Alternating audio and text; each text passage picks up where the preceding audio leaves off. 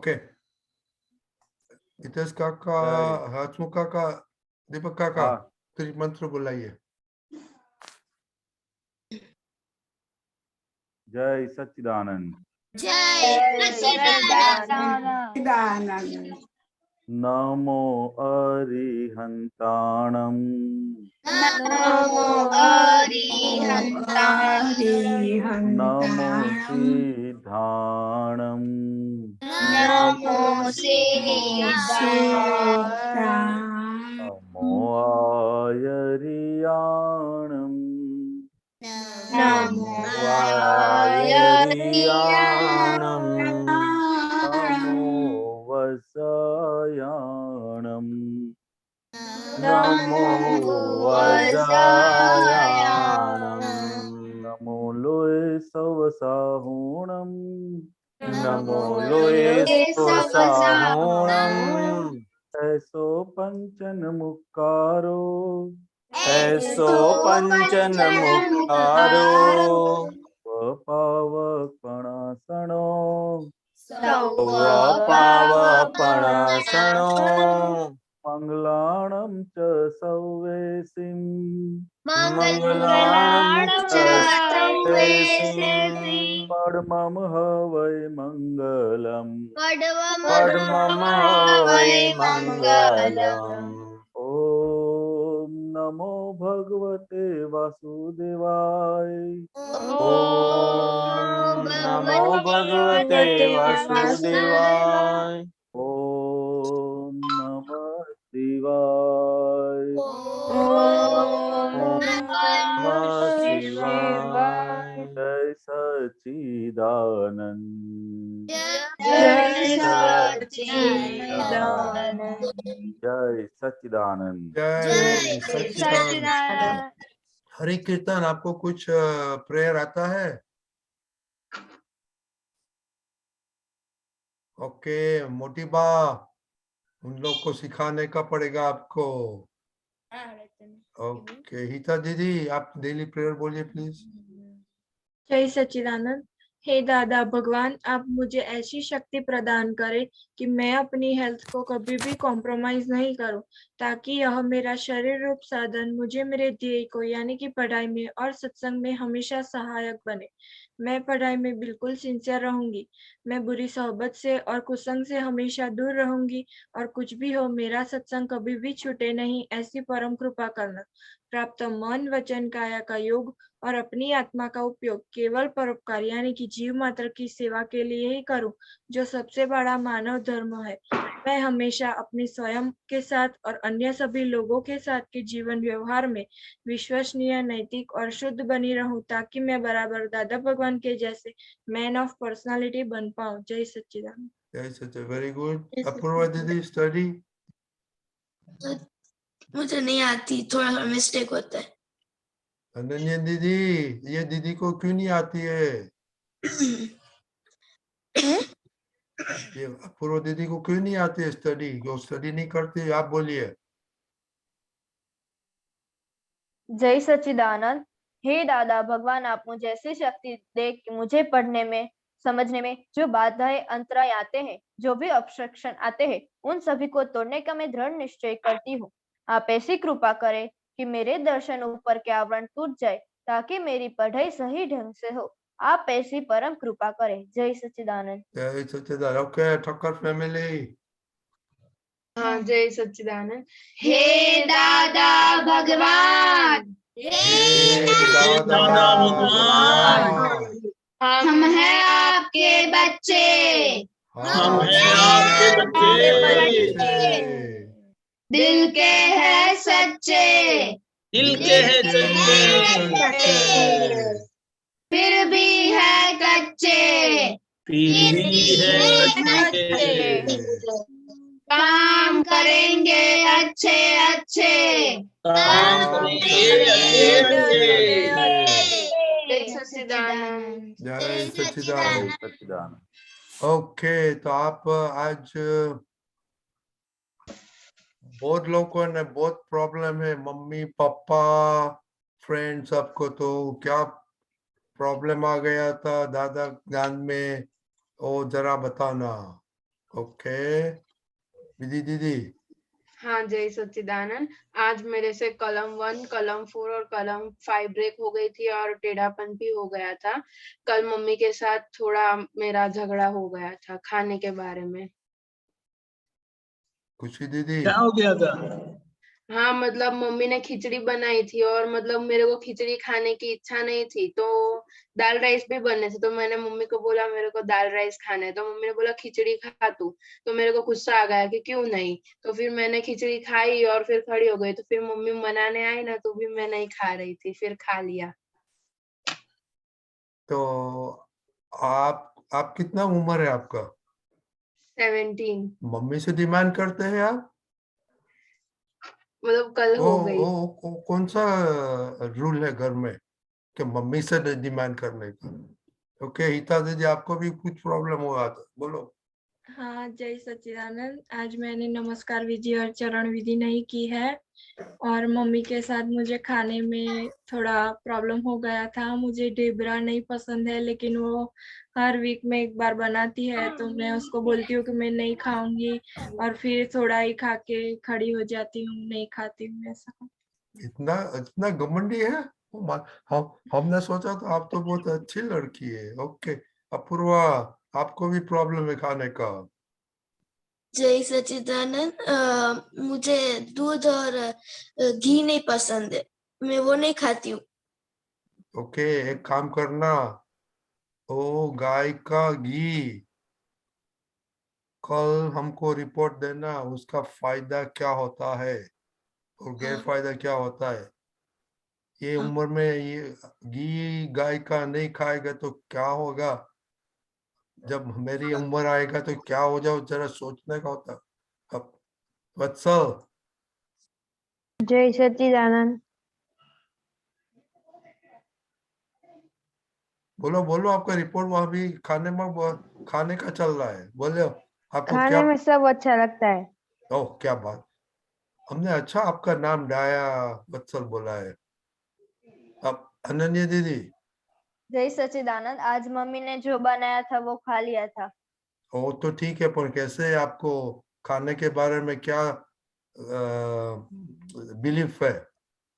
अभी तो सब पसंद आता है, मम्मी जो भी बनाती है वो।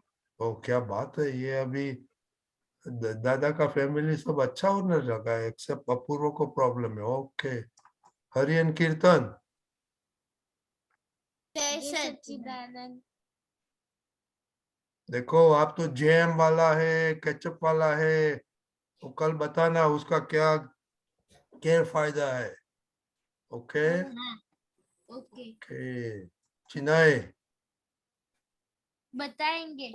सच्चिदानंद। आज मुझे कलम 4 ब्रेक हो गई थी, क्योंकि जब मैं घर का पूरा झाड़ू लगा रही थी तब थोड़ा धूड़ा बच गया था, तो खुशी ने कहा कि ये तुम्हारा ये गलती है, तुम एक्सेप्ट क्यों नहीं करती हो।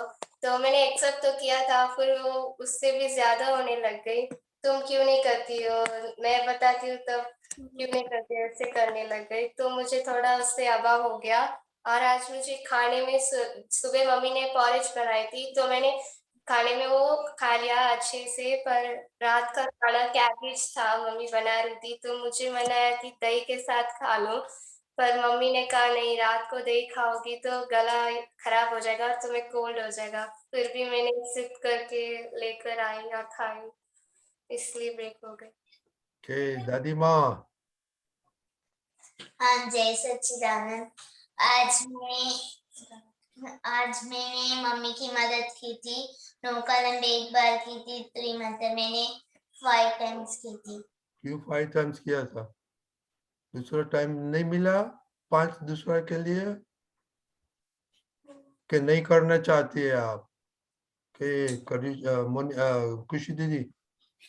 जय सच्चिदानंद। आज मैंने किसी का अहम नहीं डुबाया और मुझे आज दादा के ज्ञान में सिंसियर थी मैं, लघुत्तम में नहीं रही। नहीं आज आप आपका बिलीव्स खाने में क्या है, वो बात करने का है। अच्छा लगता है, बुरा लगता है, फेवरेट है नहीं और बिलीव क्या है खाने में? खाने में मुझे सब अच्छे ही लगते हैं। कि आपका बिलीफ ऐसा है कि अच्छा खाए, फेवरेट खाया गया तो एक्स्ट्रा खाने का ऐसा बिलीफ है आपको? हाँ। ओके, तो ऐसे बताओ नवनीति दीदी। जय सच्चिदानंद। आज मुझसे आज मैं दादा के ज्ञान में सिंसियर थी और खाना भी मैंने सही से, हेल्थ में भी मैं सिंसियर थी। ओके, आप खाने का सब खाते हैं कि आपका बिलीफ क्या है खाने में आपका? खाने में मैं कभी कभी ज्यादा खा लेती हूँ, पर मैं नॉर्मली खाती हूँ। Okay, very good. देव भाई। हाँ, जय सच्चिदानंद। आज मुझे किसी भी चीज में डिस्ट्रक्शन नहीं हुआ था और आज मैंने मम्मी ने जो बनाया था वो खा लिया था। और आपने कल वो होमवर्क दिया था ना कि खिचड़ी में कौन से स्वाद आते हैं, तो वो तुरो और खारो, वो दो स्वाद आते हैं। आपको कैसे मम्मी को मालूम पूछ के पड़ा? था, मम्मी से पूछा था आज। तूरा आज भी के खिचड़ी बनती अच्छा, है। तूरो किस में आया? तूरा क्यों आया? हल्दी और वो खारा, वो नमक क्या कह रहा। और दूसरा भी होता है, मम्मी को पूछो कल बताना वापिस। हाँ। खिचड़ी में दूसरा भी आता है तूरा का, तिल। हाँ जय सच्चिदानंद। आज मुझे खाने में आज मुझे पहले मुझे आलू की सब्जी नहीं पसंद थी, अब मैं खा लेता हूँ और मम्मी को बोलना भी पड़ता है। नहीं, आपका बिलीफ क्या है? सब खा लेते हैं कि कभी कभी चूज पिकी होता है? कभी कभी वो हो जाता है खाने पर मैं अब सब खा लेता हाँ, हूँ। वो वही देखने का है अभी। ओके, प्रहर। जय सच्चिदानंद। आज मैंने मम्मी को नहीं पूछा था कि क्या कौन से रस लाने थे, पर मुझे आज 4 रस आए, 4 रस चखे। आपका बिलीफ क्या है खाने में? आप जो सब खाते हैं कि फेवरेट है आपका? खाता हूँ सब। ओके, खुशी परमार। जय सच्चिदानंद। आज मैंने किसी को दुख नहीं दिया था और मुझे खाने में सब कुछ पसंद है, इसलिए मम्मी जो रोज बनाती है वो मैं अच्छी तरह से खा लेती हूँ। अच्छी तरह से क्या फेवरेट है इसमें वो भी होता है?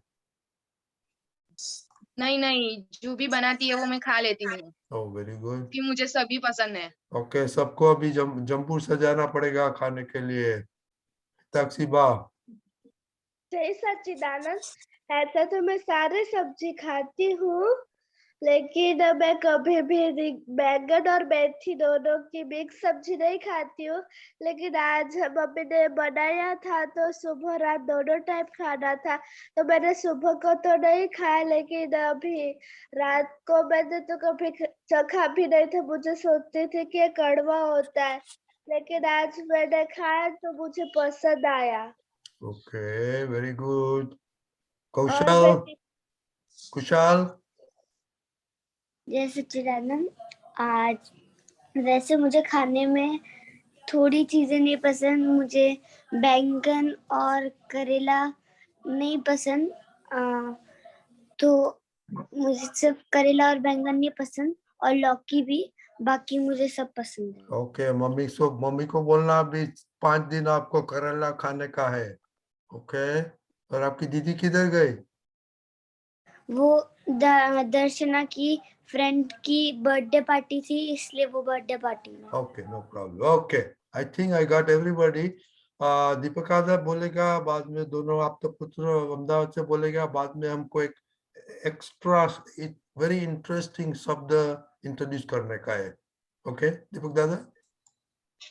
जय सच्चिदानंद। पहले तो ये जो बाहर की खाने की जो आदत है ना, खुशी रह गई छोटी।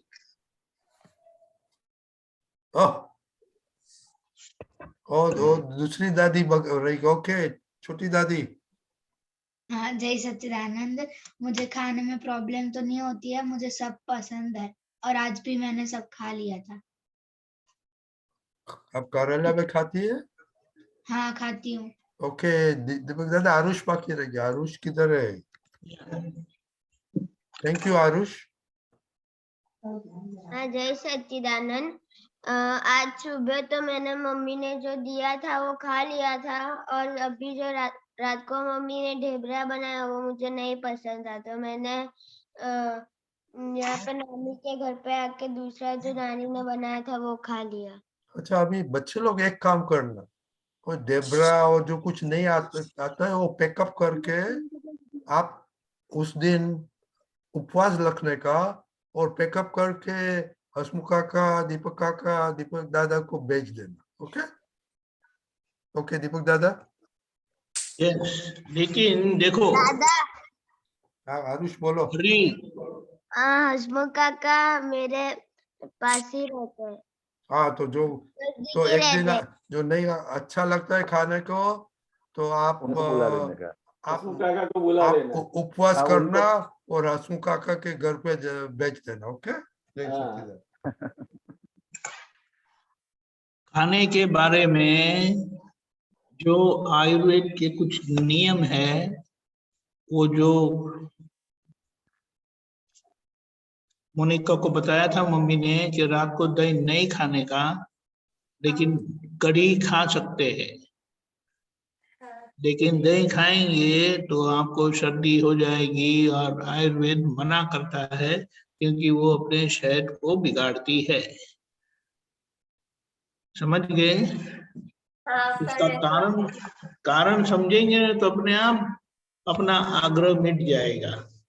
दूसरी बात यह है कि खाना क्यों खाने का है, उसका थोड़ा रिसर्च करना सब लोग, क्यों खाना खाने का है, और खाना खाते वक्त उस पर कहाँ हमें ध्यान देना है।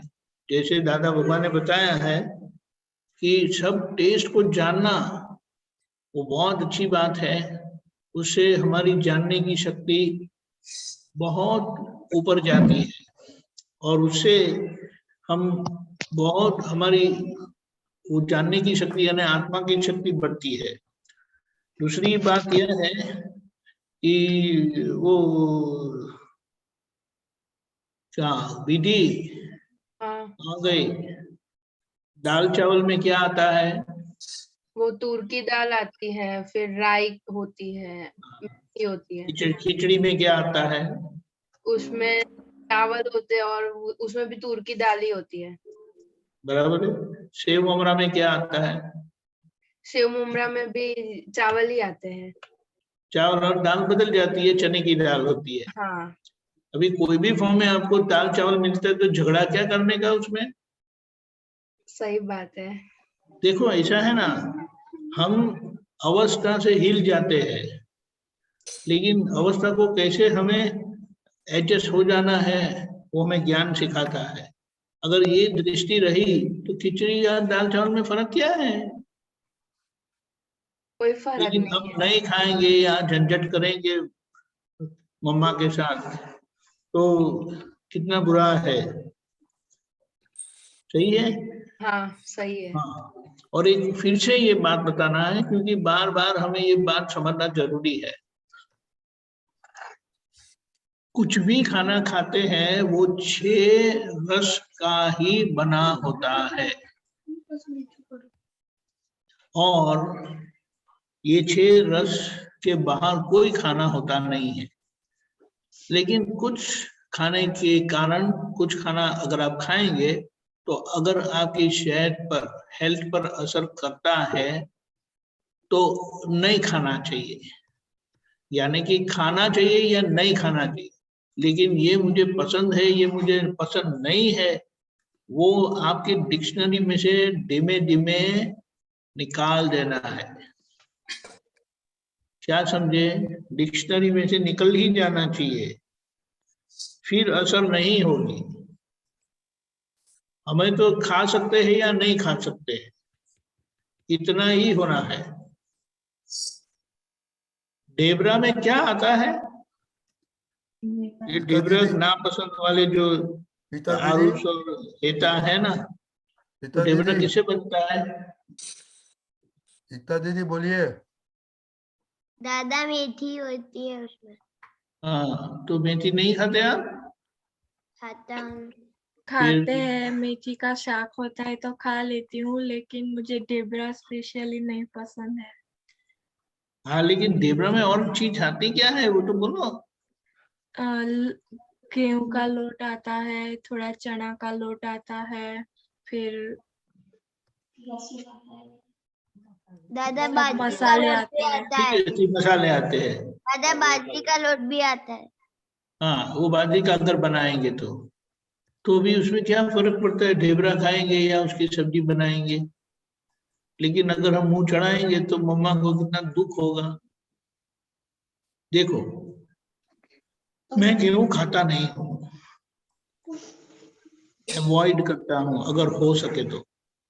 लेकिन आज यहाँ गांव में शादी थी तो कुछ भी खाने का वैसे था नहीं, तो मैंने वो एक पूरन पूरी ले ली।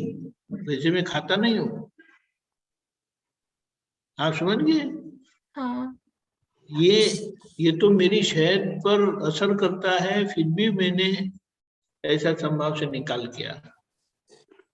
संभव से यानी क्या है, हमारे निमित्त से किसी को दुख होना नहीं चाहिए। तो ये खाने का ये दृष्टिकोण रखेंगे तो आपको कभी खाने में तकलीफ नहीं आएगी, समझ गए। हाँ और ये अंदर से निकाल देना है, मुझे ये पसंद नहीं है करके, मुझे सब पसंद है करेंगे तो कोई मन को पता नहीं चलता है क्या खाया। मन तो जानता भी नहीं है, जानने की शक्ति तो आपके अंदर है, समझ गए। हाँ। जय सच्चिदानंद। जय सच्चिदानंद। हसमुख काका, दीपक काका बोलिए, बाद में हमको कुछ इंट्रोड्यूस करने का है।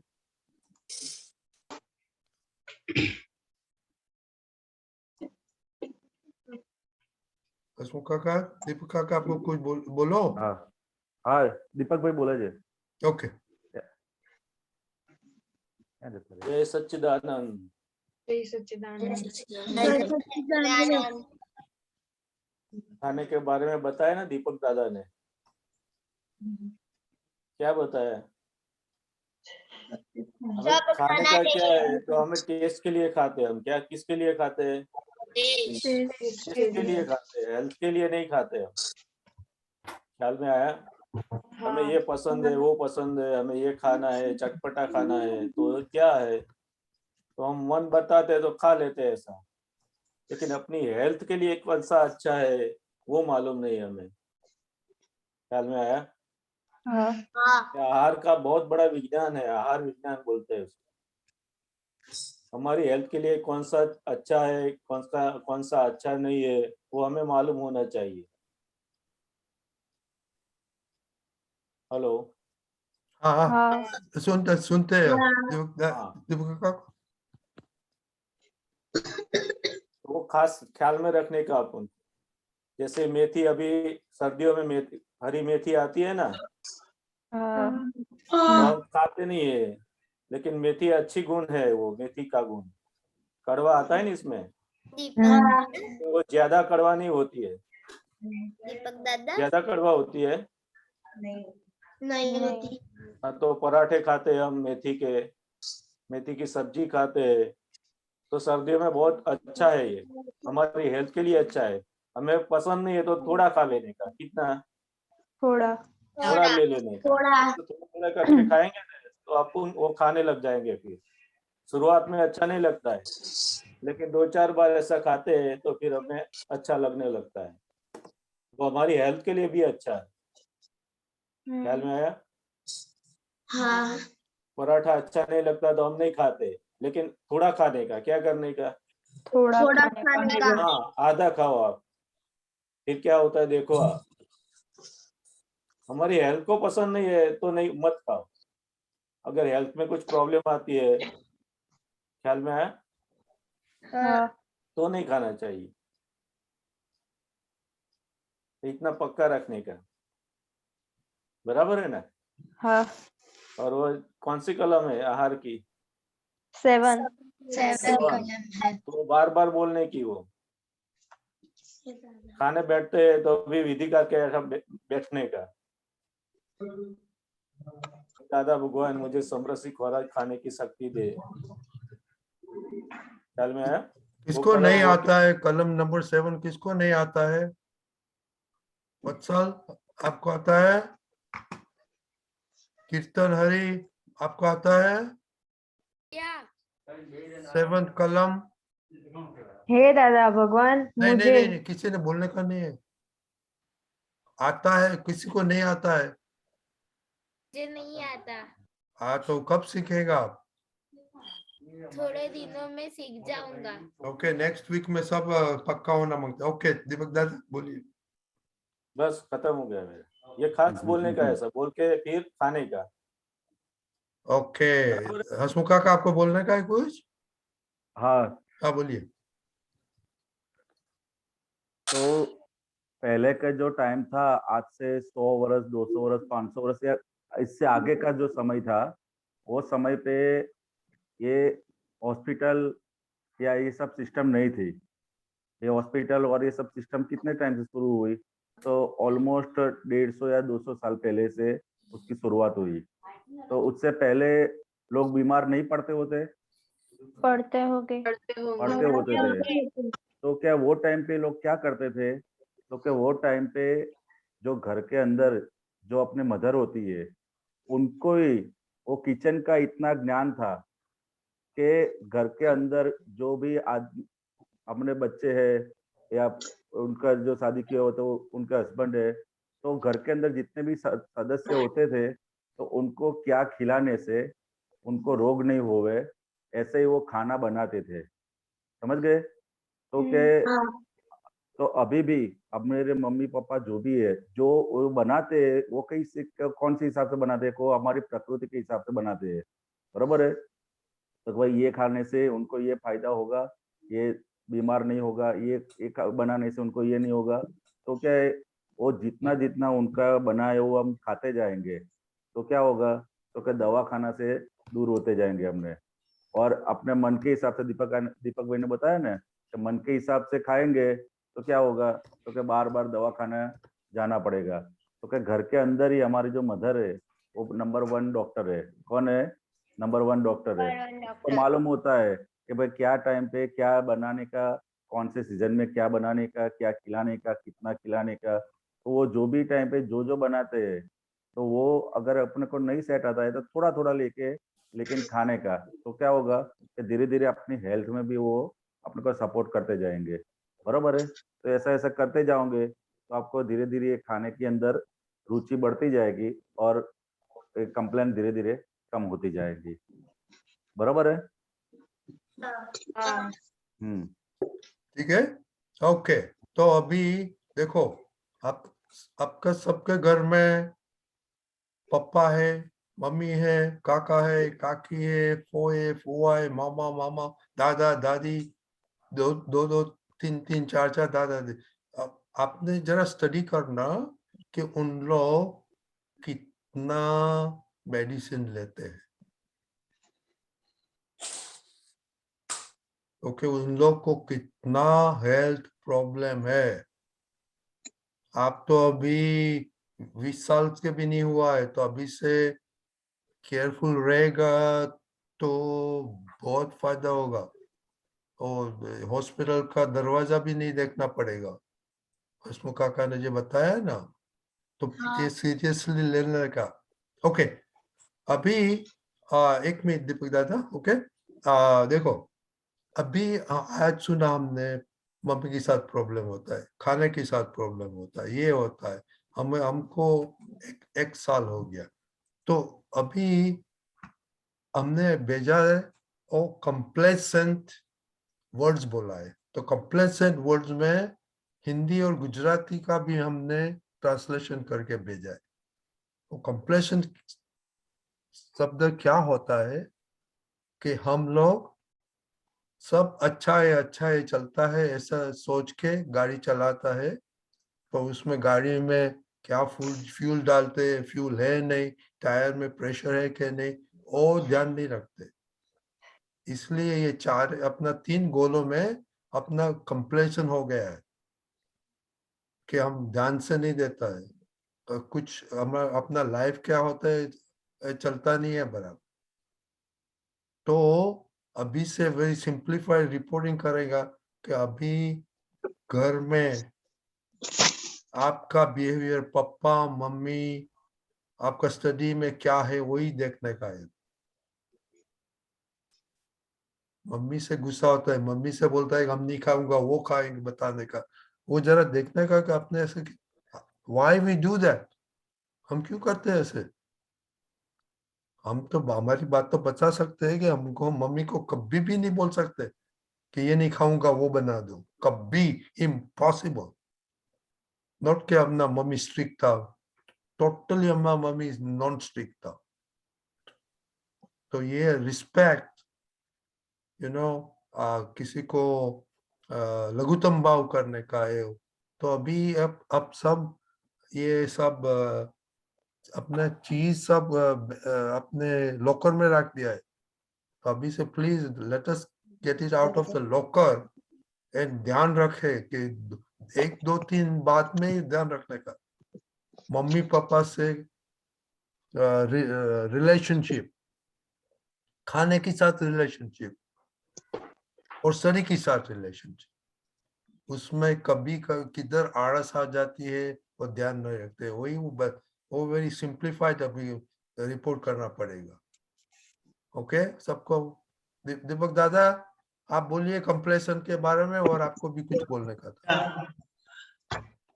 एक कंप्लेसेंट पर्सन उसको बोलते हैं कि वो जो कंप्लेसेंट पर्सन होता है वो अपने हाईएस्ट पीक, हाईएस्ट पोटेंशियल तक नहीं पहुंचते, क्योंकि उनको उसकी वैल्यू पता नहीं है।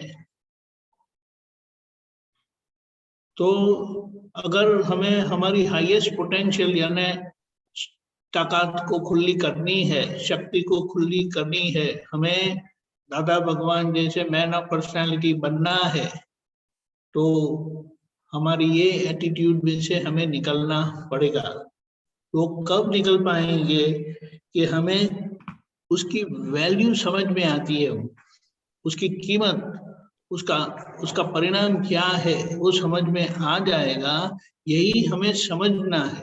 हम क्रिया कर नहीं बोलते, हम हमारा ओपिनियन जो है, हम जो मानते हैं उसे बदलना चाहते हैं।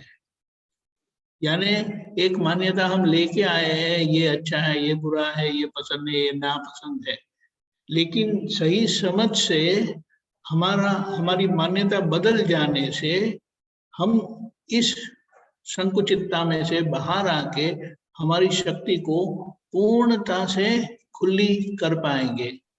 समझ गए?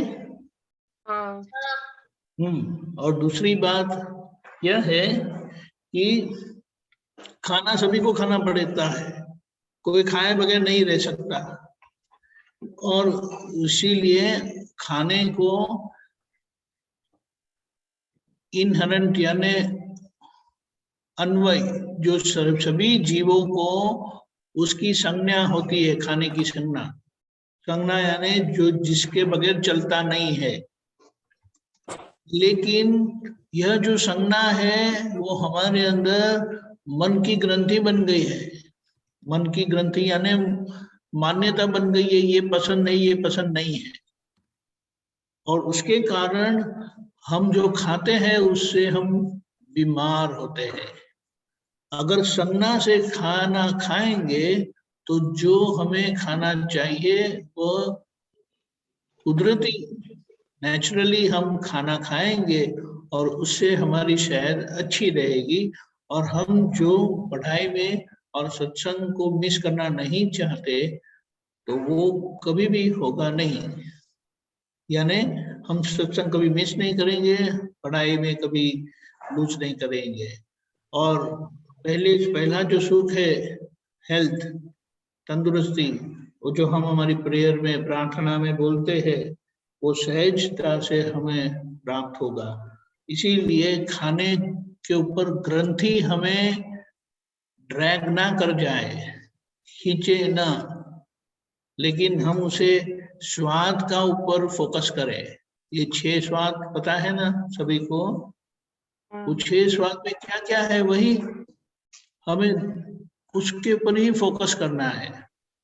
तो वह फोकस रहेगा तो आपको चबाना पड़ेगा, क्योंकि जब तक आपको उसका स्वाद नहीं आता है ना, तब तक आपको छोड़ना नहीं है उसको, यानी निगलना नहीं है। swallow नहीं करना है। फिर देखो थोड़ी तकलीफ पड़ेगी शुरुआत में, क्योंकि हमें अच्छा लगता है ना, तो ज्यादा खाने का मन होता है, इसलिए ठीक से चबाते नहीं है और भूख भूख भूख टुप अंदर चला जाता है वो, समझ गए? तो फिर नहीं, हमारा फोकस हमें स्वाद लेना है, क्या क्या इसमें स्वाद है। तो ज्यादा चबाने से वो सब स्वाद उसके बाहर आते हैं, और वो स्वाद के ऊपर लक्ष्य होगा तो क्या होगा, आपने ज्यादा चबाया तो जो खाना था उसका वॉल्यूम बढ़ गया। वॉल्यूम समझते हैं? वॉल्यूम को गुजराती में क्या बोलते हैं? वॉल्यूम समझ गए ना सब लोग? आवाज सॉलिड होता है, वो पूरा लिक्विड हो गया फूड। तो आपने बहुत ज्यादा चबा चबा कर उसको पानी बना दिया। यानी ऐसा बताया जाता है कि खाने को पानी की तरह पीना चाहिए, और पानी को खाने के जैसा चबाना चाहिए। एनीवे, तो उससे उसका वॉल्यूम बढ़ जाने से नेचुरली पेट में बहुत हो गया ऐसा लगेगा, तो आप हेल्दी रहेंगे। और अच्छे से चबाया तो वो खाना अच्छे से डाइजेस्ट भी होता है, उसका पचन भी अच्छा होता है। एक और बात है, मुंह, हमारे मुख में जो जीवा है, टंग है ना, उसके ऊपर ही स्वाद आता है। पेट में जाने के बाद, यानी गले से निकलने के बाद अंदर कोई टेस्ट का पता चलता नहीं है। तो जैसे हमें पता चलता है तो हमारे ब्रेन को पता चलता है कि ये रस डालना है, तो फिर अपने आप उसका डाइजेशन बहुत अच्छा हो जाता है। समझ गए? ये प्रोसेस है। अभी से अगर ये प्रैक्टिस हो जाएगी तो आप सोचिए कि अभी से अगर आप तंदुरुस्त है तो आगे क्या होगा। जय सच्चिदानंद। ओके, अभी एक क्वेश्चन है हम लेंगे, पर उसके पहले कॉम्प्लेसेंसी क्या होता है? हम ऐसे सोचता है कि हम सुपर ह्यूमन बीइंग है, हम कुछ भी कर सकता है, कुछ भी बोल सकता है, किसी को भी दुख दे सकता है। ओके, तो इसमें जागृति रखने की है। सो वो जागृति रखेंगे तो कॉम्प्लेसेंट में नहीं आ पड़ेंगे और आपका जीवन अच्छा चलेगा। मालूम पड़ा? तो कल के लिए होमवर्क है, फैमिली हिस्ट्री जरा देखो कि हेल्थ कितना प्रॉब्लम है कि नहीं प्रॉब्लम है, फादर मदर का रिलेशनशिप और फूड का रिलेशनशिप, वो जरा सोचना, और उसकी बारे कल बात करेंगे। ओके, किसका क्वेश्चन है मोनिका? हाँ, मेरा ही है। क्या बोलिए। मेरा ये क्वेश्चन था कि मैं कल बाहर गई थी, करिश्मा का बर्थडे था, इसलिए मैं होटल गई थी, पापा बाहर खाने के लिए लेकर गए। जब मेन्यू कार्ड आया टेबल पर तो मुझे ऐसा लगा कि कुछ ऑर्डर कर दूं, तो ऐसा भाव होने लगा, और फिर पापा ने ऐसे ही मना कर दिया, तो एकदम से टूट गया अंदर से यार, कुछ था। तो वो मोह कैसे छोड़ू मैं उसके ऊपर, ये खाना है वो खाना है, ये सब हो जाता है। बाहर जब भी जाती हूँ तो किसी भी चीज को देखती हूँ तो। ओके, बोलिए, कौन बोलेंगे? दीपक भाई। दीपक भाई, दीपक काका। ओके, खाने पे मोड़ तोड़ने का ऐसा है? नहीं, वो बाहर के खाने में ज्यादा होता है और घर के खाने में थोड़ा कम होता है। बाहर का तो अच्छा लगता है ना, लेकिन घर के खाने से तो बाहर का अच्छा नहीं लगता है। ऐसा बढ़िया लगता होता है है, कि टेस्ट अभी वाला होता खा है। लेंगे, फिर से नहीं खाएंगे अगली बार से। एक बार खा लेने का, हाँ जब भी बाहर जाते हो तब खा लेने का, हाँ, नहीं? अगली बार से नहीं खाएंगे। तो हमें अंदर से नक्की करने का, क्या करने का? नक्की करने का। बाहर जाने का तो हुआ, खाने का भी हुआ, लेकिन अंदर से हमें क्या कैसा रखने का, अंदर से अभिप्राय बदल देने का। क्या हमें हेल्दी खाना मिले, 6 रस वाला खाना मिले, अच्छा खाना मिले, पौष्टिक खाना मिले, ऐसा भाव रखने का। क्या रखने का? भाव रखने का, अंदर से चेंज कर देने का है। क्या करने का? अंदर से चेंज करने का। हाँ, हमारा जो अभिप्राय है वो बदल देने का, कि होटल का अच्छा लगता है, बाहर का अच्छा लगता है, वो अभिप्राय चेंज करने का। क्या करने का? चेंज करने का। हाँ, करने का। बाहर से हमें अच्छा लगता है, लेकिन आप देखने जाओ ना वो कैसे बनाते हैं, क्या बनाते हैं, वो बनाने वाले कैसे होते हैं, तभी मालूम पड़ेगा आपको। ख्याल में आया? हाँ इसलिए बाहर का खाना बहुत डेंजर है, लेकिन हमें अच्छा लगता है। हाँ, और टेस्ट हो जाता है। उनका मन कैसा होता है, वो कैसे बनाता है, कैसे सोच के बनाता है, वो सभी हमारे अंदर आते हैं परमाणु। हाँ वो परमाणु हमारे अंदर जाएंगे तो हमें कैसे असर करेंगे, हमारा मन बिगाड़ देगा, हमारा शरीर खराब हो जाएगा। होता है कि नहीं होता है? होता है। हाँ, तो बहुत ध्यान में रखने का ये सारी चीज होती है, तो हमें क्या रखने का, समझ में रखने का।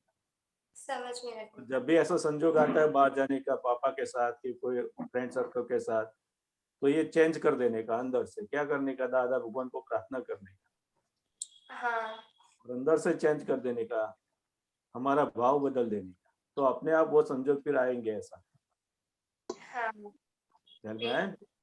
हाँ ठीक है। और चलो, ये बाहर का कभी सोचा कि बाहर का खाना टेस्टी क्यों है, कि मम्मी का इतना टेस्टी क्यों नहीं है? किसी ने सोचा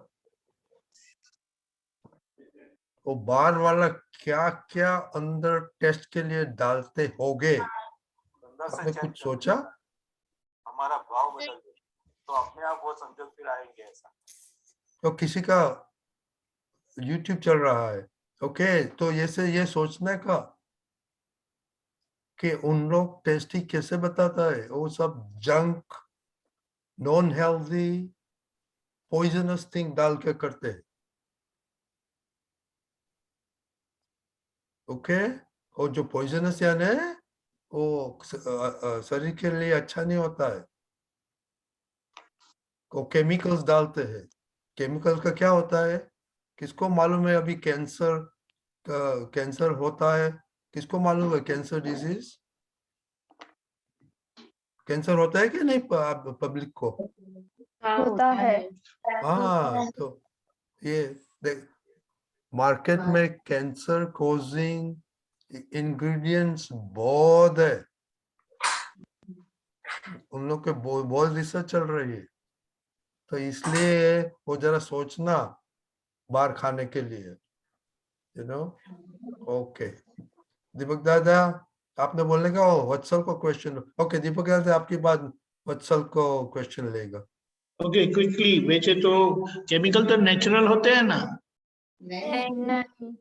वो टेस्ट एनहेंसिंग मटेरियल वो लोग डालते हैं जो केमिकल होता है, और वो जब केमिकल जाएगा तो कैंसर क्या क्या होगा आपको पता नहीं चलता है। मैं उदाहरण देता हूँ, जो जिनका जॉब मार्केटिंग का है, सेल्स का है, वैसे उनको काफी बाहर घूमना पड़ता है, बाहर का खाना पड़ता है। अगर ऐसा बोला जाता है कि न करे नारायण, अगर ऐसा कुछ हो गया तो दो हमारे इधर ही एग्जाम्पल है कि उनको, उसको कोलाइटिस बोलते हैं, वो इंटेस्टाइन का क्या बोलते हैं डिजीज है। अभी 50-60 साल के हो गए ना, उसकी असर है। सारे जीवन में उनका शरीर बना ही नहीं, वो दुबले पतले ही रहते हैं, क्योंकि बाहर जैसे हमारे गांव के लोग जब जाते थे ना, तो वो पानी भी अपना भर के जाते थे। अभी चलो पानी तो हम समझते हैं कि अच्छा मिलता है, बॉटल वगैरह मिल जाती है तो खरीद कर ले लेंगे, लेकिन खाने के बारे में तो वो कभी कॉम्प्रोमाइज करते नहीं है। इसीलिए हमने जो प्रेयर करते हैं कि हाँ, हम कभी भी खाने के बारे में कॉम्प्रोमाइज नहीं करेंगे, क्योंकि वो हेल्थ पर सीधी असर करती है। हेल्थ को कॉम्प्रोमाइज नहीं करेंगे, food is directly related to health. तो ये ध्यान रखो, बाहर गए तो अगर फल खाया, दूध पिया, जैसे भी करके उसका क्या बोले, उसके बगैर चलता नहीं है, थोड़ा बहुत खा के निकल आओ, अवॉइड। तो अभी से ये रहेगा तो अच्छा रहेगा, वरना ये बाहर का, उसको चस्का बोलते हैं, वो चले नहीं गया, और न करे नारायण बोले अगर कुछ बीमारी आ गई तो लाइफ टाइम आपको परेशान होना पड़ेगा। जय सच्चिदानंद। जैसे वो महात्मा का तो लाइव एग्जाम्पल है, अभी भी ये न्यू जर्सी में है। उतना उतना उतना प्रॉब्लम हुआ ये महात्मा को, इट्स अनबिलीवेबल। आपको मालूम ही नहीं पड़ता है कि ये महात्मा को क्या हुआ था, वो हो रहा था। ओके। और दूसरा एक बात सोचो, आप ट्रिप में जाते हैं, ट्रेन में जाते हैं, तो मम्मी थेपला, डेबरा, पूरी, शाक क्यों पैक करती है? उसको भी सोचा? हाँ, तो जरा सोचने का होता है। आप लोग भी सभी मम्मी, बाहर का खाना। एक दिन मम्मी पापा आप भी सब बनने वाले हैं, तो ये सबसे ये फंडामेंटल ध्यान रखना। और मम्मी पागल है कि घर पे इतना मजदूरी करता है, बाहर से तो पाव भाजी मिल सकती है। तो ये जरा सोचना, ये इट इज वेरी इम्पोर्टेंट कि मम्मी पापा के कैसे करता है। ओके वत्सल, वत्सल भाई बोलिए। मैंने एक वीडियो देखा था ना, मैकडोनल्ड्स में वो चूहे घूम रहे थे उधर जो बनाते ना उसमें। क्या बोला? अब वीडियो क्या वत्सल, क्या बोला? मैकडोनल्ड्स में जो उधर स्टाफ होता ना, तो उधर चूहे घूम रहे थे। Deepak that what is saying, I don't understand. McDonald जो होता है ना, तो उसमें उनका उधर चूहे घूम रहे थे, रैट्स वर देयर। वो हमने वो तो बात नहीं करने की थी कि रेस्टोरेंट्स के किचन में क्या होता है, वो जरा जो रेस्टोरेंट में काम करता है ना उसको पूछना उसको प्राइवेटली, तो मालूम पड़ेगा कि क्या चल रहा है क्या नहीं चल रहा। ठीक है, देखो हम भी बहुत ट्रैवलिंग करते थे। ओके, हम बहुत ट्रैवलिंग करते, पाई वाज वेरी वेरी पिकी, क्या खाएगा नहीं खाएगा। ओके, और दादा भगवान ने क्या बोला है कि बाहर जाओ, कुछ नहीं मिले तो पाव और दूध पी के आराम कर लेने का। Okay, anyway, okay. किसी ने ये अमिताभ बच्चन का सबने देखा वीडियो? हाँ। किसने नहीं देखा? मैंने देखा। ओके, प्लीज जरा देखना। तीर्थ आप तो को खास देखने का है, देखना है। ओके, वो एक लड़की आई पाटा बांध के वो पढ़ रही थी, वो कैसे होता है वो वो? तो मैंने देख रखा है, क्या बोला आरुष? पहले ही देखा था मैंने। हाँ, तो वो उसको सेंसेस आता है, टीवी और मोबाइल देखने से नहीं आता है। ओके ओके, एनीवे, आज तो बहुत टाइम हो गया, तो समरी तो नहीं करेंगे क्योंकि टाइम हो गया है, तो आप प्लीज पॉज कर देना। ओके, जय सच्चिदानंद। जय सच्चिदानंद। जय जय सच्चिदानंद। बाय। जय सच्चिदानंद। दीपक जय दादा, सच्चिदानंद। जय जय सच्चिदानंद। दादा। કશ્યપ ભાઈ, હા, બધાને જય સચ્ચિદાનંદ. મારી અવાજ આવે છે? આવે છે, બોલો. હા, રજનીજી જય સચ્ચિદાનંદ, જય હસમુખ સચ્ચિદાનંદ. આનંદજી જય સચ્ચિદાનંદ, દીપક આનંદજી જય સચ્ચિદાનંદ, जय દીપક सच्चिदानंद। આનંદજી જય સચ્ચિદાનંદ. આપ દીપક આનંદજી આપનું વોટ્સએપમાં મોકલ્યું છે. આમાં લખ્યા છે, પોતાની આવડત જેવી કોઈ વસ્તુ રહેશે નહીં ત્યારે ભગવાન જેવી સત્તા ઉત્પન્ન થાય. આનું થોડું અર્થ સમજાવો. हाँ, 1 मिनट।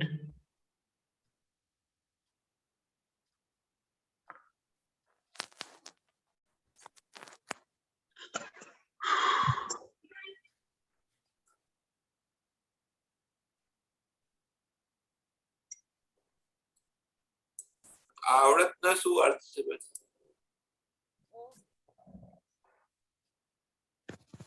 પોતાની આવડત એટલે દોઢ ડાપણ કે આવડતનો શું અર્થ છે? આવડતના હિન્દી ઇંગ્લિશમાં થોડું. मैं जानता हूँ, मैं समझता हूँ, ऐसा अंदर से रहना। वो क्या स्किल होता है? हाँ आवड़त को इंग्लिश हाँ, मैं उसको वो भी बोल सकते हैं, जो खुद को आता है ऐसा करके जो मानते हैं, हाँ लेकिन मैं कुछ भी नहीं जानता ऐसा, तब बताएं कि भगवान की सत्ता खुली होगी। अच्छा मैं कुछ भी नहीं जानता। अच्छा અને એક બીજું પૂછી શકું? यस यस હા નીતિ એટલે સાહેબી મળે પંખા બંખા મળે અને અનીતિ એટલે જેલ. નીતિ નીતિ એટલે સાહેબી નીતિ શું કહે છે? નીતિ અને અનીતિ. नीति यानी खुद के हक का। हाँ जी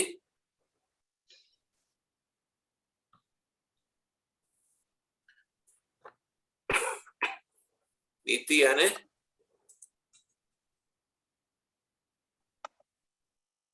પોતાના હકનું નીતિ એટલે। अच्छा પોતાને હકનું। અનીતિ એટલે જેલ। અનીતિ એટલે ચોરી કરીને એ રીતનું કરે ને, બીજાનું લઈ લે, છીનવી લે, ચોરી કરે। અનીતિ થી જેલ મળે। હા એટલે બીજાનું લઈ લેવું, પડાઈ લેવું, છીનવી લેવું। दीपक जी आप પોતાના હકનું જ વાપરે। दीपक दादा ये नीति और अनीति मोरालिटी इमोरालिटी बोल सकते हैं? हाँ नीतिवान। दीपक आनंद जी आपने कीधु कि आप गेहूं નથી ખાઓ છો તો શું ખાઓ છો? चावल खाता हूँ, और अगर हो सकता है अगर कहीं पर पॉसिबल है तो बाजरा खा लेता हूँ, ज्वार खा लेता हूँ, मक्की खा लेता हूँ, लेकिन उसकी झंझट हो जाती है, इसीलिए गेहूं नहीं खाता हूँ, तो मैं चावल से ही चला लेता हूँ। तो कारण શું કારણ છે આપ? मैं आपको बहुत बड़ा लंबा लिस्ट भेज दूंगा। अच्छा और शॉर्ट में बताना है तो गेहूं को जेनेटिक मॉडिफिकेशन करने के कारण उसके अंदर जो कुछ प्रोटीन आ गए हैं वो किडनी को, लीवर को, हार्ट को डैमेज करता है। Okay health reason. Okay yes okay धन्यवाद। जय सच्चिदानंद। जय सच्चिदानंद। गीता बहन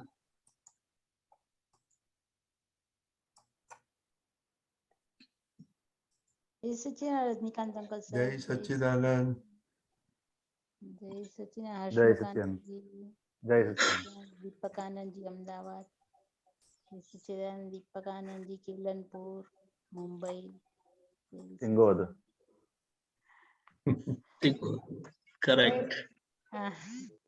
बुक नंबर 1616, पानु नंबर 46। 46 हाँ 6 हाँ। बोलो। तारीख 4/7/70 70 वडोदरा। नीचे पेज 34 of 75। ઉપરથી બીજો પેરેગ્રાફ, ઉપરથી બીજો પેરેગ્રાફ બરોબર। હા આપણું બાઇન્ડિંગ નંબર 7 સાહેબ। જય સચ્ચિદાનંદ। હસમુખાનંદજી સાહેબ, દીપક આનંદજી સાહેબ, અહીંયા દાદા ભગવાન છે ને એક આવરણની વાત કરે છે। આવરણ કેવી રીતે આવે એ કે દાદા ભગવાન કે જે જગ્યાનું આરાધના કરો તે આવરણ લાવે। નિરાવરણ જ્ઞાન પોતાનું શુદ્ધ સ્વરૂપ સિવાય બીજું બધું જ આવરણ લાવનાર છે। મંદિરમાં જઈને આરાધના કરે તો તેવું આવરણ આવે। World is the puzzle itself. કઈ વસ્તુ પઝલ વગરની છે? નર્યા પઝલ ને પઝલ છે। નિર્દોષ જોવાથી નિર્દોષ થવાય છે। મૂળ વસ્તુને કે તેને જ્ઞાન કહે છે। પેકિંગ ને પેકિંગ કે અને મૂળ વસ્તુને વસ્તુ કે તે જ જ્ઞાની કહેવાય। હવે આમાં સાહેબ મને થોડું આવરણ વિશે સમજાવો ને કે આવરણ કેવી રીતે આવે છે આપણને પણ અત્યારે મહાત્માને પણ આવરણ આવે ને કોઈ એ થોડુંક સમજાવો ને સાહેબ. બોલો હસમુખાનંદ. હા, એક મિનિટ. કે આવરણ એટલે શું છે કે દાખલા તરીકે સૂરજ હોય અને સૂરજની વચ્ચે આપણે કઈ પણ વસ્તુ મૂકી દઈએ, બરોબર છે, કાચ મૂકી દઈએ તો એ પ્રકાશ શું થાય, ડાયરેક્ટ પ્રકાશ ના થાય, ઇનડાયરેક્ટ પ્રકાશ થઈ જાય. શું થઈ જાય? ઇનડાયરેક્ટ. એટલે એનું આવરણ આવી જાય. શું આવી જાય? આવરણ આવી જાય. એટલે તો કે આત્મા અને પૂતગલ એ બે વસ્તુ છે, પણ એ બે વસ્તુ વચ્ચે એ બે વસ્તુ સ્વતંત્ર રીતે કામ કેમ નથી શકતી? વચ્ચે શું છે તો કે આ આવરણ છે, કસાયોનું આવરણ આવી ગયું છે. શું આવી ગયું છે? કસાયોનું આવરણ આવી ગયું છે. તો કે એ આવરણ જેમ જેમ દૂર થશે એટલે નિરાવરણ થશે.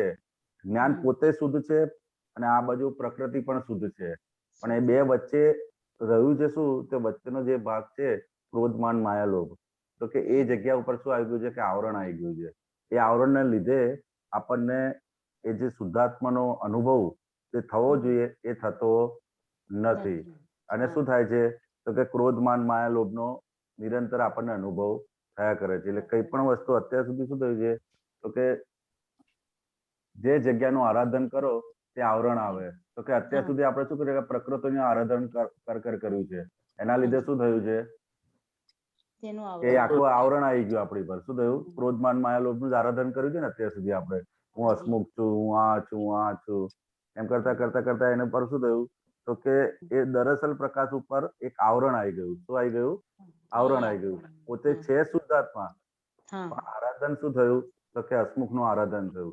એના લીધે શું થયું તો કે એની પર આવરણ આવી ગયું. આવરણ આવી ગયું. સમજાય ને? તો કે એ આવરણ જેમ જેમ નિરાવરણ થશે એટલે જ્ઞાન તો આખું નિરાવરણી છે જ, પોતે શુદ્ધ જ છે, પણ એ આવરણને લીધે એનો આપણને અનુભવ થતો નથી. સમજાય ને? તો કે આવરણ જેમ જેમ દૂર થશે એમ એમ આપણને શું થશે તો કે એનો ડાયરેક્ટ આપણને અનુભવ થતો જ જશે. અને એ અનુભવ કરવા માટે દાદાએ આપણને પ્રતીતિ રૂપે હું શુદ્ધાત્મા છું એની પ્રતીતિ કરાવડે. એટલે દાદા કેમ કે અમે માટલાની અંદર એક કાણું જે ઢંકાયેલું હતું, આખું આવરણથી ઢંકાયેલું હતું માટલું, એની અંદર અમે એક કાણું પાડી આપ્યું. એટલે તમને પ્રતીતિ કરાવડાવી. અને એ પ્રતીતિથી ધીરે ધીરે ધીરે ધીરે ધીરે કરી અને એક પછી એક કાણા પડતા પડતા પડતા પડતા પછી આખું માટલું જયારે ખુલ્લું થઈ જશે એટલે શું થશે કે અંદર સંપૂર્ણ પ્રકાશ ખુલ્લો થઈ અને આપણે શુદ્ધાત્માના અનુભવનું આપણને અનુભવ થશે. અત્યારે પ્રતીતિ સ્વરૂપે છે, એટલે કે જ્ઞાન સ્વરૂપે આપણને આપ્યું છે. અને જ્ઞાનમાં જેમ જેમ જેમ જેમ જેમ જેમ જેમ જેમ આપણે પોતે અનુભવ અને લક્ષ્ય કરીને કરતા જઈશું એટલે જ્ઞાનમાં આગળ વધતા જઈશું એમ એમ એમ એ જ જ્ઞાન આપણને આગળ વિજ્ઞાન સ્વરૂપે ખુલ્લું થઈ જાય. એટલે કેવળ જ્ઞાન સ્વરૂપે ખુલ્લું થઈ જાય. જેટલા જેટલા આવરણો ખસતા જશે એમ એમ એમ એમ એમ આખું ખુલ્લું થતું જશે. એટલે માટલાનો દાખલો આપે ને દાદાએ, એક કાણું પાડી આપ્યું તમને એટલે પ્રતીતિ સ્વરૂપે અત્યાર સુધી તો ઢંકાયેલું જ હતું આખું. હું જ હસમુખ છું એ માનીને જ આપણે ચાલતા હતા અને દરેક ક્રિયાઓ પણ એ પ્રમાણે જ કરતા હતા. એટલે એકદમ ગાઢ આવરણ હતું જે ક્યારેય તૂટે એવું હતું નહીં.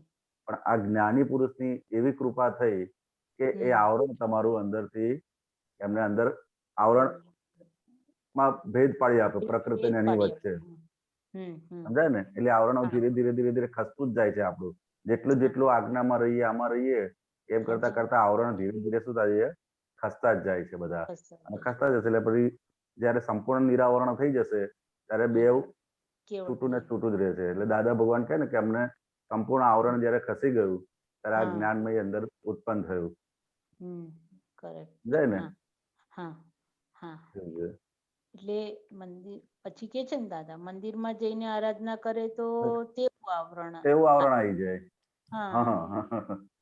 એવું છે કારણ કે આરાધના પોતે હું હસમુખ જ કરીને કરતો હોય છે આરાધના. એટલે પછી એને એ કરતા સ્વરૂપે જ કરતો હોય છે. એટલે એના આધારે ઊંઘમાં હોય કે ગમે તે ક્રિયા કરતો હોય પણ એને આવરણ તો એ જ્ઞાન પર આવરણ એને આયા જ રાખે. બધી ભક્તિના આધારે એને બધું પુણ્ય અને આન તે બધું બંધાય. અને એવા સંજોગો પણ ભેગા થઈ શકે કે જેથી કરીને એને કોઈ આગળ એવા જ્ઞાની પુરુષ અને એનો ભેટો થઈ જાય અને પોતાનું આવરણ તૂટી જાય, કારણ કે આ આવરણ પોતે જાતે ક્યારે તોડી શકે એમ નથી. આ કાળની અંદર એક જ્ઞાનીની કૃપા થાય અને અંદર અથડો મારે ત્યારથી આવરણ તોડી શકે એવું છે. સમજાય ને? એટલે એ ભેદ પાડી શકે, જાતે પાડી શકે એમ છે નહીં. એટલે મંદિરોની અંદર જે કઈ પણ જગ્યાએ જાય તો એને મંદિર એ રીતનું આવરણ આવી જાય, પણ દરઅસલ આવરણ તૂટે એવું નથી. એવું છે. હું કરતા છું થઈને જ કરે છે ને એમાં એ મંદિરમાં. હા, હું કરું છું, હું ભક્તિ જ કરું છું, હું આ કરું છું, એ જેટલી ક્રિયા હું કરું છું માનને ચાલે, અને પોતે હું હસમુખ છું. અને છેલ્લે કીધું ને કે પેકિંગ જુદું અને આ જુદું, એટલે by relative point Jaymesh Anandji ઘણી વખત સત્સંગમાં કહે છે કે બાય રિલેટિવ પોઈન્ટ હું હસમુખ છું અને બાય રિયલ વ્યૂ પોઈન્ટ હું શુદ્ધાત્મા છું. ખાલી આ બે દ્રષ્ટિ આવશે તે જ જ્ઞાની કહેવાય. કે એટલે કે આ બે સમજણ તમે જેટલી ફિટ કરતા જઈશું આપણે, તો કે એટલી આપણે જ્ઞાની, એટલે આપણી અંદરનું જે જ્ઞાની પદ છે એ ખુલ્લું થતું જશે. સમજાય ને? એટલે જ્ઞાન તો આપી દીધું છે, પણ આ ધીરે ધીરે એનો અભ્યાસ કરતા બાય રિલેટિવ વ્યૂ પોઈન્ટ થી હસમુખ છું અને બાય રિયલ વ્યૂ પોઈન્ટ થી હું શુદ્ધાત્મા છું. તો કે આ જ દ્રષ્ટિ હવે આપણે પાકી કરવાની રહેશે. સમજાય ને? હાજી હાજી. પછી આગળ કરવું છે, એક બે લીટીનું કરવું છે વાતચીત. હા, કરો બીજાબેન. હા. World is the puzzle itself. કઈ વસ્તુ પઝલ વગરની છે? નર્યા પઝલ છે. પઝલ જ છે. હા. તો કે આ વર્લ્ડ ઇટસેલ્ફ પઝલ છે. એટલે પઝલ કોઈ કર્યું નથી, પણ એની જાતે જ ઊભું થઈ જાય છે. શું થાય છે? એની જાતે ઊભું થઈ જાય છે પઝલ. કોઈ કરતું નથી. સમજાય ને? દાખલા તરીકે કોઈ પણ આપણે ઘરે જઈએ અને ખાલી એટલું જ કહીએ 11 વાગ્યાનો 12 વાગ્યાનો ટાઈમ આવ્યો હોય, 11:30, 10, 11 વાગે, અને એટલું જ કહીએ કે ભાઈ અમે આવીએ છીએ, એટલે જ્યારથી એમનો ફોન જાય ત્યારથી પેલા શું થાય? પઝલ અંદર ઉભું થઈ જાય. આ જમીને આવવાના છે કે જમ્યા વગર આવવાના છે, કેમના આવવાના છે, જમશે આવીને જમશે કે નહીં જમે, કે ખાલી નાસ્તો કરશે. એટલે ખાલી એવો સંજોગ ભેગો થયો અને મય પઝલ ઉભો થઈ જાય. એટલે ક્ષણે આખા દિવસ દરમિયાન આપણે જઈએ ને કે કઈ પણ કાનેથી સાંભળે, આંખેથી જોવે, તો તરત મય એને પઝલ ઉભું થઈ જાય છે. સમજાય ને? અને એ પઝલ એટલે કે દાદા કહે ને કે આ વર્લ્ડ ઇટસેલ્ફ પઝલ છે. કે કઈ પણ વસ્તુ પઝલ વગરની આપણે આખા દિવસ દરમિયાન નો અભ્યાસ કરીએ ને તે નકરું અંદર પઝલ ને પઝલ જ હોય છે. એવું છે. કઈ પણ વસ્તુ, કોઈનો ફોન આવ્યો હોય, કોઈનું જોયું હોય, તરત જ આપણને પઝલ, આ કેમ આવું કર્યું હશે, શું થયું હશે, કેમ આવું થયું હશે, એને પઝલ ઉભું થઈ જાય. શું છે? પણ આપણે ખાલી એ પઝલ સોલ્વ કરવા માટે શું છે? તો કે ભાઈ આ વ્યવસ્થિત શક્તિ છે, બરોબર છે, એ વ્યવસ્થિત શક્તિ કરતા છે, એ જેટલું સમજાતું જશે એટલે પઝલ બધા સોલ્વ થશે. જ્ઞાને કરીને પઝલ બધા સોલ્વ થઈ જાય. સમજાય ને? એ વખત આપણે જ્ઞાન નો એ કરીએ કે ભાઈ આવશે ત્યારે જે સંજોગ હશે એ પ્રમાણે આપણે વાત કરીશું, અથવા એમ કરતા એ સોલ્યુશન આવે કે કોણે મોકલ્યા, કયા ટાઈમે મોકલ્યા, શું મોકલ્યું. તો કે જેટલું આપણે અંદર સમજતા જઈશું એટલું એ જ્ઞાને કરીને પઝલ નો સોલ્વ આવે. ડિઝોલ્વ પોતે અંદર ડિઝોલ્વ ના થઈ જાય, પણ એનો સોલ્વ થઈ જાય. એવું છે. દાદાનું જ્ઞાન એવું છે કે કઈ પણ પઝલ હોય એ બધાનું સોલ્યુશન એ દાદા ભગવાનના અક્રમ વિજ્ઞાન ની અંદર આપેલા છે. આપણની અંદર વ્યવહારના બી પઝલ સોલ્વ થઈ જાય અને જ્ઞાનના બી પઝલ થઈ જાય. બે પઝલ સોલ્વ થઈ જાય એવો અદ્ભુત અક્રમ માર્ગ અત્યારે ખુલ્લો થયો છે આપણે. બરોબર છે. પણ દાખલાથી સરસ સમજાયું સાહેબ. ટેલિફોન આવે ને પઝલ ઉભા થઈ જાય, ચાલુ થઈ જાય. કોઈ પણ જગ્યાએ આપણે કોઈ પણ ટેલિફોન આવે, કઈ જોઈએ કરીએ, કઈ સાંભળીએ તો પણ એવું થઈ જાય, પઝલ ઉભું થઈ જાય. હા, એવું છે. કારણ કે કાળ એવો છે ને દાદા કે પઝલ વગરનું છે જ નહીં કશું. બરોબર છે. પઝલ છે. નિર્દોષ જોવાથી નિર્દોષ થવાય છે. મૂળ વસ્તુને વસ્તુ કહે તેને જ્ઞાન કહેવાય છે. એ આપે વાત કરી ને હમણાં કે વાત થઈ ને. જયમેશ આનંદજીને ઘણા સત્સંગોમાં આ વાત બહુ ઝીણવટ ભરી મૂકતા હોય છે. આપણે એમના સત્સંગો સાંભળીએ ને તો બહુ ઝીણવટ ભરી આ વસ્તુ એ મૂકતા હોય છે કે ભાઈ રિલેટિવ વ્યૂ પોઈન્ટ થી હું હસમુખ છું અને રિયલ વ્યૂ પોઈન્ટ થી હું શુદ્ધાત્મા છું. તો કે આજ ફિટ થઈ જશે આ જ્ઞાન, દરેક જગ્યાએ તમને એનો અનુભવ થઈ રાખશે. એવું છે. નિર્દોષ જોવાથી નિર્દોષ થવાય. એટલે કવિરાજનો પદ છે ને, જેવું જુએ તેવું શીખે. શીખે. એવું છે. અને પછી એક લીટી છે, પેકિંગ ને પેકિંગ કહે અને મૂળ વસ્તુને વસ્તુ કહે તે જ જ્ઞાની કહેવાય. હા, એ 5 આજ્ઞા આપણી. પેકિંગ કઈ પણ વસ્તુ છે તો વસ્તુ જુદી છે અને પેકિંગ જુદું છે. બરોબર. આવું પેકિંગ હોય એને આપણે વસ્તુ કઈ બોલાય છે. સમજો મોબાઈલ નું બોક્સ આવ્યું હોય તો આપણે કોઈ પૂછે ને તો શું છે, તો કે મોબાઈલ છે. શું કે મોબાઈલ છે, કારણ કે અંદર વસ્તુ છે એના આધારે આપણે એને શું કે એ કરીને જ બોલાવીએ છીએ. પણ પેકિંગ ને પેકિંગ જોઈએ કે ભાઈ આ બહારનું છે બોક્સ છે અને એની અંદર મોબાઈલ છે, અંદર ફોન છે, એવું છે. પણ આપણે એને શું કહીએ કે આ મોબાઈલ જ છે, આખી વસ્તુ. એમ એ રિલેટિવ વસ્તુ હોય એને આપણે રિયલ માનીને જ બધો વ્યવહાર કરીએ છીએ. સમજે ને, કોઈ પણ ઘરની સભ્ય હોય કે કોઈ પણ હોય તો કે આમ જ કરે છે, આમ જ બોલે છે, એને રિયલ માનીને વ્યવહાર કરીએ છીએ. એટલે રિલેટિવ ને કે તમે રિલેટિવ માનીને વ્યવહાર કરશો તો કે એ છૂટતા જશો કે તમે. સમજો ને, કે બાય રિલેટિવ વ્યૂ પોઈન્ટ થી એ છે, રિયલ વ્યૂ પોઈન્ટ થી શુદ્ધાત્મા છે. તો કે આપણે એને રિલેટિવ તરીકે જોઈશું તો કે આપણે ધીરે ધીરે છૂટતા જઈશું. એટલે પેકિંગ ને પેકિંગ તરીકે જોવે અને મૂળ વસ્તુને એ મૂળ વસ્તુ તરીકે જુએ છે. શુદ્ધાત્મા ને શુદ્ધાત્મા એટલે બે આખા નોખા ભાગ તરીકે જોશો તો કે આ પઝલ નું સોલ્યુશન આવશે. સમજાય ને? બે વસ્તુ નોખી દ્રષ્ટિ, બે દ્રષ્ટિથી જેટલું જોતા જઈશું એટલું બધું આપણને સમજણ પડતી જશે અને આગળ વધતા જઈશું. અને તે જ જ્ઞાની કહેવાય. કે જ્ઞાની પુરુષ એ જ છે ને કે રિલેટિવ ને રિલેટિવ જોઈએ અને રિયલ ને રિલેટિવ જોઈએ. બે નોખા ને નોખા જ એમને હંમેશા દ્રષ્ટિમાં રહ્યા જ કરતું હોય. કરેક્ટ. બહુ સુંદર સમજ આપી. સુંદર. બરાબર ગીતાબેન? જય સચ્ચિદાનંદ સાહેબ. દીપકાનંદજી અમદાવાદ કઈ એડ કરવું છે? ના, બરાબર છે. કયું એડ કરવું હોય તો બોલો, હજી 5 મિનિટ છે. દીપકાનંદજી જય સચ્ચિદાનંદ. કેલનપુર. કેલનપુર કઈ એડ કરવું છે? આપણે 5 મિનિટ છે. કેલનપુર, મુંબઈ. નહીં, સોરી, સંયમધામ વાલા. હા, સંયમધામ છે. હા સર. અહીંયા તો શું કહેવા માંગુ કે એટલે કેવું સમજાય છે કે કોઈ પણ વસ્તુની આરાધના કરશો જ્ઞાની પુરુષની સમજણ સિવાય તો એ માન્યતાના ફેરા ચડાવશે, એટલે એની અસર થશે. હવે એ અસરમાંથી નીકળવા માટે જ્ઞાની પુરુષ જ આપણને જેમ છે તેમ સમજણ આપે અને એ સમજણ પ્રાપ્ત થતા બધી માન્યતાના ફેરા ઉતરવા માંડે ને ઉતરી જાય છેલ્લા. કારણ કે જેમ છે તેમ એ યથાર્થ દર્શન એટલે યથાર્થ સમજણ પ્રાપ્ત થવાથી બધા પઝલ જતા રહે. ખ્યાલ આવ્યો? એવી રીતે એટલે આ અસરો થાય છે એના લીધે આપણે લોકોની સમજણે ચાલ્યા તે માન્યતાના ફેરા ચડ્યા એટલે એ લોકો બી અસરમાં રહે અને આપણે પણ એમની વાતને માનીને અસરમાં આવીએ. હવે દાદાની સમજણ યથાર્થ સમજણ હોવાથી એ બધી અવળી માન્યતા જે એટલે અવળું આરાધન જે થયેલું તે યથાર્થ આરાધન થતા એ બધી અસરોમાંથી આપણે નીકળી ગયા એટલે વર્લ્ડ પઝલ સોલ્વ થઈ ગઈ આપણી. બરાબર. હા સાહેબ, આપે વાત કરીને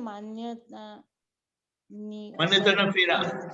હા, તો એ જ પછી આવરણ લાવે છે ને, પછી એ જ આવરણ લાવે ને. એ જ જો તમને એક જ સિમ્પલ પોઈન્ટ સવાલ કરું, ભાઈઓને હું ભાઈ છું ને એની માન્યતા કેટલી ગાઢ છે અને બહેનોને હું બેન છું એ કેટલી ગાઢ છે. એમાંથી આવી જ નથી શકતા. ભાઈઓને વાળ લાંબા કરવા કે તો એ કરે અને બહેનોને વાળ કાપવા કે એ કરે. ખબર પડી? કરેક્ટ. એવું છે. બરાબર? મને આજે જ વિચાર આવ્યો કે આટલા લાંબા વાળ રાખીને એ લોકોને કેમ જમ્પ રહેતી હશે. ખરેખર. આ તો અહીંયા કાન પર આવી જાય છે ને એટલે એમ થાય કે ચાલો હવે કાઢવા પડશે. કરેક્ટ કરેક્ટ સાહેબ, બહુ સુંદર વાત કરી, બહુ સુંદર વાત કરી.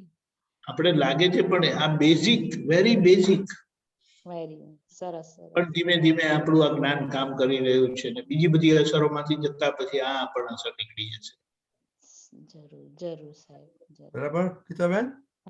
હાજી સાહેબ, જય સચ્ચિદાનંદ. ઓકે, જય સચ્ચિદાનંદ. હવે હસમુખાનંદજી, દીપકાનંદજી, અમદાવાદ, આપણો ટાઈમ થઈ ગયો છે, પ્રાઇમ ટાઈમ.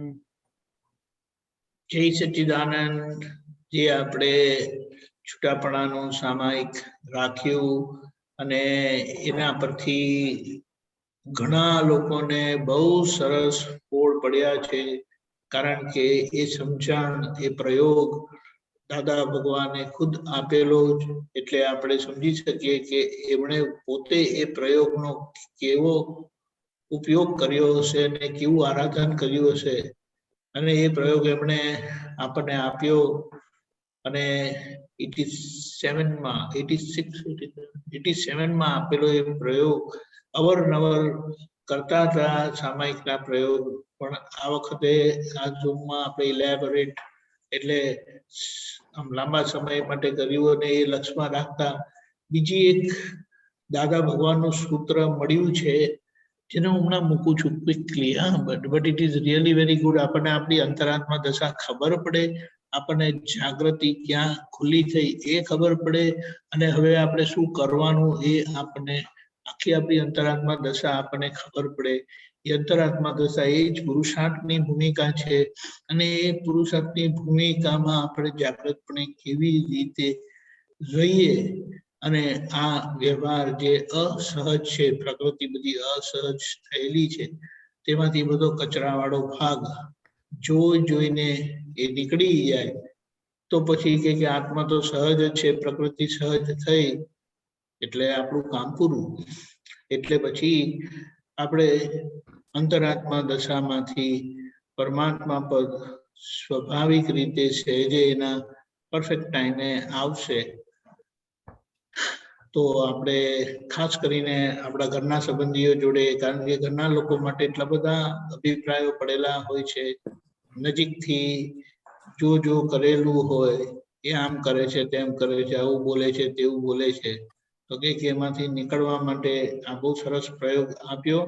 અને આપણે હમણાં નજીકના લોકો જોડે જે ભૂલો થયેલી એના પ્રતિક્રમણ રાખ્યા છે. તો એના ઉપર એક જ મિનિટ પેલું વાક્ય જોઉં.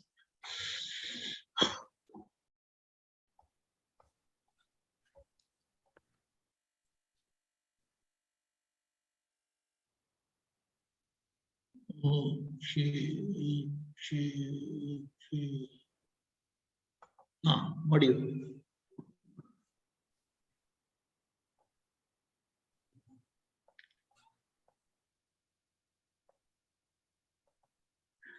આપતા સૂત્ર 33:22 સ્વરૂપનું ભાન થતા પહેલા પ્રતિષ્ઠિત આત્માને જ, મન વચન કાયના બંડલને જ આપણે જ્ઞાતા માનતા હતા, હું જાણું છું કરીને.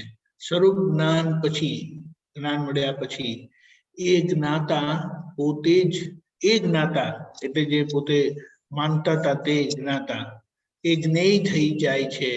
એટલે પ્રતિષ્ઠિત આત્મા જ્ઞેય થઈ જાય છે, અને ત્યાં આગળ જાગૃતિ પોતે જ જ્ઞાતા થાય છે.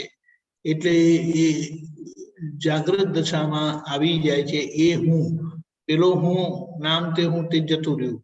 એટલે કે પહેલા પ્રતિષ્ઠિત આત્મા તરીકે જો હું હતું તે હવે જાગૃતિ તરીકે હું થાય છે, અને મૂળ આત્મા તો એની આગળ રહ્યો હજુ. એટલે મૂળ જે તત્વ સ્વરૂપ, દ્રવ્ય સ્વરૂપ આત્મા છે, જે શાશ્વત છે, એ તો એના સ્વભાવમાં છે. સંપૂર્ણ જાગૃત થયો એટલે મૂળ આત્મામાં એકાકાર થઈ જાય છે. સંપૂર્ણ જાગૃત થયો એ મૂળ આત્મામાં એકાકાર થઈ જાય છે. ત્યાં સુધી અંતરાત્મા તરીકે રહે, ત્યાં બહિર્મુખ પદ છૂટી ગયેલું હોય છે. એટલે સ્વરૂપ જ્ઞાન થતા બહિર્મુખ દશા છૂટી ગઈ જાય છે.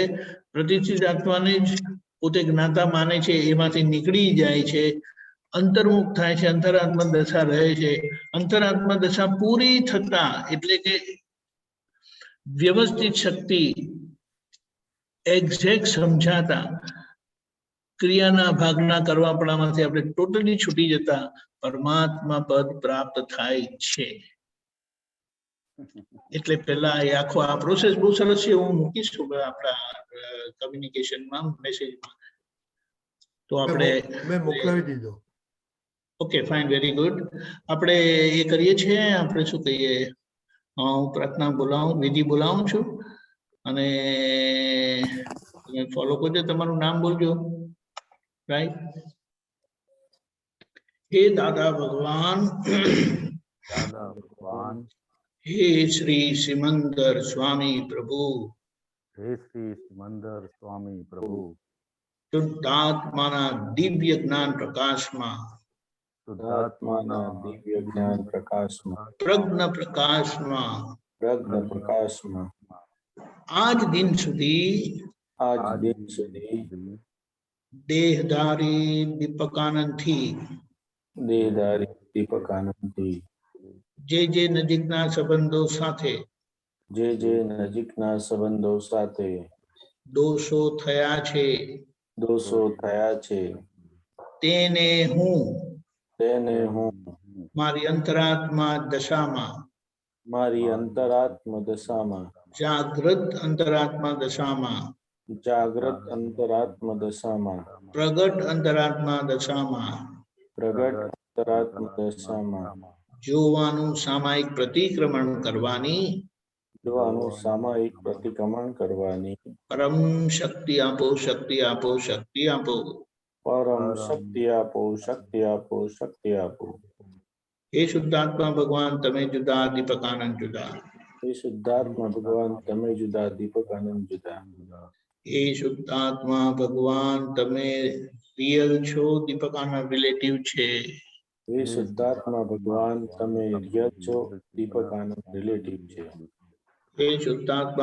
તમે પરમેનન્ટ છો, દીપકાનંદ ટેમ્પરરી છે.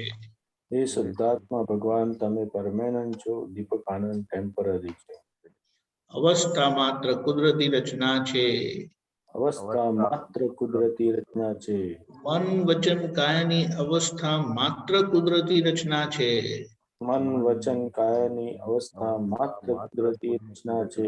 તેનો કોઈ બાપોય રચનાર નથી અને તે વ્યવસ્થિત છે. હું શુદ્ધ આત્મા છું. હું શુદ્ધ આત્મા છું. હું શુદ્ધ આત્મા છું. હું શુદ્ધ આત્મા છું. હું શુદ્ધ આત્મા છું. શુદ્ધ આત્મા છું. હું શુદ્ધ આત્મા છું. શુદ્ધ આત્મા છું. હું શુદ્ધ આત્મા છું.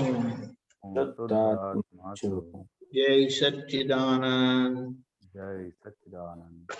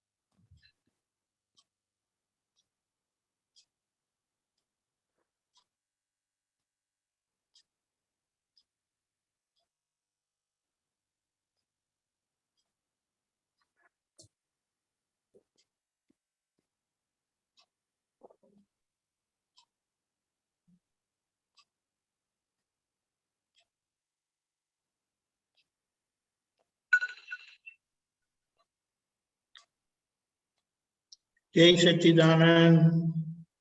જય जय સચ્ચિદાનંદ. सच्चिदानंद। ધીમે ધીમે કરીને એટલું બધું દેખાશે કે એક એક નાનું નાનું સ્પંદન પણ નજીકમાં રહેતા ને આપણે ખાલી જોઈએ ને એટલે ઉડ્યા કરે અંદર. એટલે એ બધો ભાગ આપણી અંદરથી ક્લિયર થયો તો પછી આપણે ઘરમાં પ્રેમ સ્વરૂપ થવા છે. નહીં તો કોઈને કોઈ રીતે વાણીનો વ્યવહાર બધો સંઘર્ષ વાળો, કચકચ વાળો, કકડાટ વાળો, માથાકૂટ વાળો થયા કરે બહાર, નહીં તો અંદર. જય સચ્ચિદાનંદ. જય સચ્ચિદાનંદ. હસમુખાનંદજી, દીપકાનંદજી, અમદાવાદ. જય સચ્ચિદાનંદ. કોઈ બોલો તમારી કોમેન્ટ. નહીં, બસ કશું નહીં. કેવું રહ્યું તમને એવું બોલો કઈ. દીપકાનંદજી, અમદાવાદ. जय सच्चिदानंद। પછી बस सच्चिदानंद રહ્યું। ઓકે, ત્રિમંત્ર બોલાવો. હસમુખાનંદજી, દીપકાનંદજી, સિંગો, પ્લીઝ ફોલો.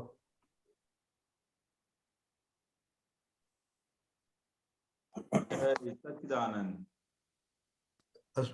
દીપકાનંદજી, અમદાવાદ, ત્રિમંત્ર બોલાવો. नमो वित्रागाय, નમો વિતરાગાય, नमो अरिहंताणम, નમો અરિહંતાણમ, नमो सिद्धाणम, નમો સિદ્ધાણમ, नमो आयरियाणम, નમો આયરિયાણમ, नमो वज्जायाणम, નમો વજ્જાયાણમ, नमो लोये सव्व साहुण, नमो लोये सौव साहुणम ऐसो पंचन मुक्कारो ऐसो पंचन मुक्कारो सौव पावपणासनो सौव पावपणासनो मंगलाणं च सौवेसीं मंगलाणं च सौवेसिं पद्मं हवै मंगलम् परमं हवै मंगलम।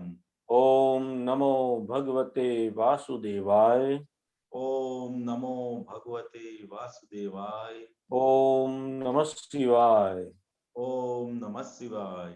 जय सच्चिदानंद जय सच्चिदानंद। जय सच्चिदानंद। काले